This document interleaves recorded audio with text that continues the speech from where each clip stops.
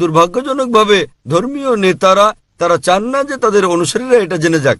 তারা তাদেরকে এ থেকে দূরে রাখতে চান, কারণ তারা যদি এক ঈশ্বরবাদী হয়ে যায় তাহলে তারা নিজের ইচ্ছাকে ঈশ্বরের কাছে সমর্পণ করবে, আর এর মানে তারা হয়ে যাবে মুসলিম। এবং এইসব মধ্যস্বত্বভোগীদের ব্যবসা বন্ধ হয়ে যাবে, ব্যবসা প্রতিষ্ঠানগুলো তাদের বন্ধ হবে।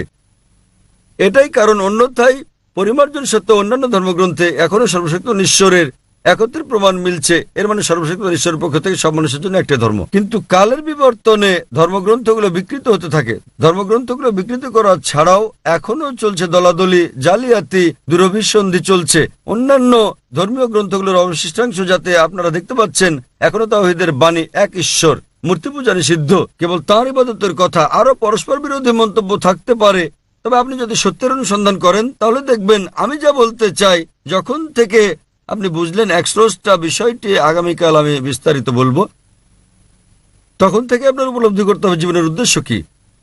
প্রত্যেক ধর্মের প্রত্যেকটি আধ্যাত্মিক বিষয়ের সূচনা, অর্থাৎ নার্সারি ও কিন্ডারগার্টেন হচ্ছে এক ঈশ্বরে বিশ্বাস স্থাপন করা এবং তিনি কেবল উপাসনার যোগ্য। সুতরাং কেউ আধ্যাত্মিক দিক দিয়ে অগ্রসর না হলেও যখন সে স্রষ্টাকে কৃতজ্ঞতা জানাতে চায় তখন নিজের ইচ্ছাকে সমর্পণ করে, এবং যখনই কেউ নিজের ইচ্ছাকে সমর্পণ করে তখন তাকে বলা হয় মুসলিম। আশা করি উত্তরটা পেয়েছেন।